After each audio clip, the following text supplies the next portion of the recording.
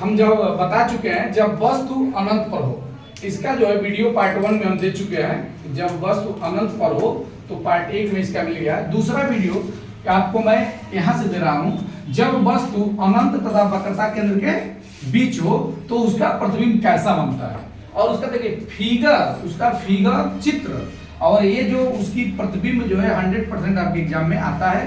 10th के बच्चों के एग्जाम में 100% आता है। तो इस तरह का किरण हम बनाएंगे जब वस्तु अनंत तथा वक्रता केंद्र के बीच हो। तो ये वस्तु हम लेते हैं, इधर अनंत है और ये वक्रता केंद्र ठीक इसके बीच में है। तो बी ए, हम ए बी जो है वस्तु लेते हैं और एक किरण ए से होती हुई यम पर आपतित होती है। आपतन के पश्चात वह मुख्य फोकस से परावर्तित होकर निकल जाती है। दूसरी किरण यदि वक्रता केंद्र से होकर जाती है और बिंदु एन पर टकराती है और टकराने के बाद वो फिर उसी रास्ते से वापस चली जाती है, तो दोनों किरण एक दूसरे को कहां पे कट करती हैं? ए डैश पे कट करती हैं। तो प्रतिबिंब हमको ए डैश बी डैश प्राप्त होता है।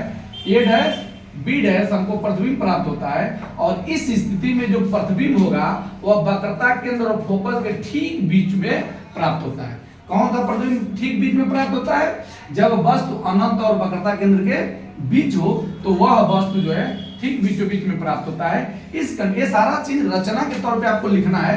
आप लिखेंगे कि जब एक किरण वस्तु ए से आपतित होकर बिंदु एम पर, दर्पण के बिंदु एम पर मिलती है तो परावर्तन के पश्चात मुख्य फोकस से होकर चली जाती है। दूसरी किरण यदि वक्रता केंद्र से होकर आपतित होती है बिंदु एन पर, तो एन फिर उसी रास्ते से वापस चली जाती है। दोनों किरणें बिंदु ए डैश पे काटती है और जो वो प्रतिबिंब हमको ए डैश बी डैश प्राप्त होता है। इस स्थिति में प्रतिबिंब जो मिलेगा दर्पण के फोकस तथा वक्रता केंद्र के बीच ए डैश बी डैश बनता है।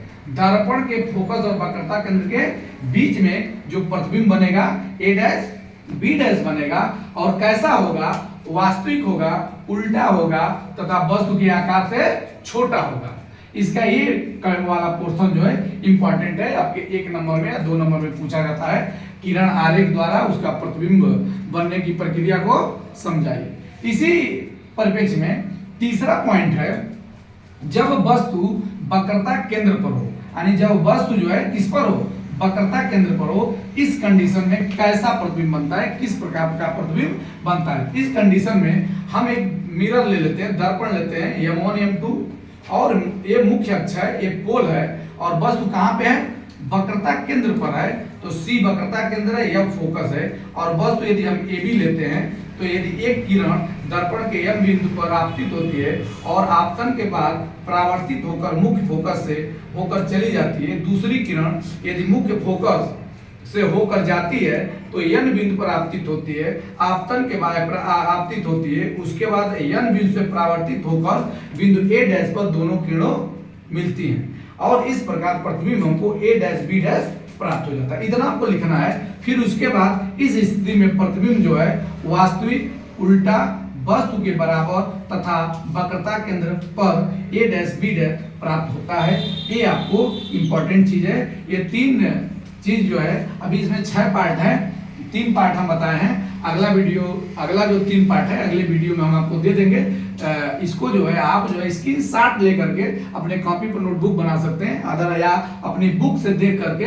बहुत ही छोटा में, बुक में बहुत लंबा दिया है, बड़ा दिया है। आप चाहें तो इसको छोटा करके आप इस स्थिति में लिख करके आप परीक्षा में सबसे ज्यादा अंक साइंस में प्राप्त कर सकते हैं। और मुख्य रूप से इसको आपको याद रखना होगा। देखिए तीनों में सिमिलरिटी क्या है, समानता क्या है?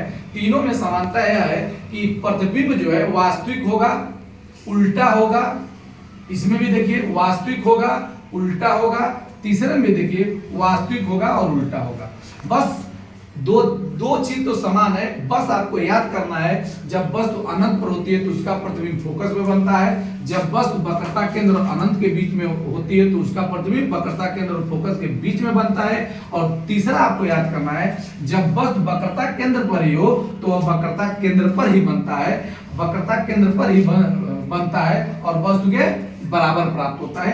ये तीनों चीज जो है बहुत ही इंपॉर्टेंट है और इसके लिए आप जो है ये वीडियो देख करके आप अपना नोटबुक तैयार कर सकते हैं। आप ये वीडियो जो है पूरा देखने के बाद आपका ये टॉपिक जो है कभी भूलेंगे नहीं और आपको याद करने की भी जरूरत नहीं पड़ेगी कि कैसे हम याद करें नहीं याद करें। इतना सटीक मैंने आपको बताया कि ये रचना करना रहता है। जैसे आप मैथ में ज्यामिति में रचना करते हैं उस ये सेम चीज वही है, सिर्फ रचना लिखना है। बस आपको प्रतिबिंब की स्थिति को याद करनी है, शेष तो वही आपका रचना है।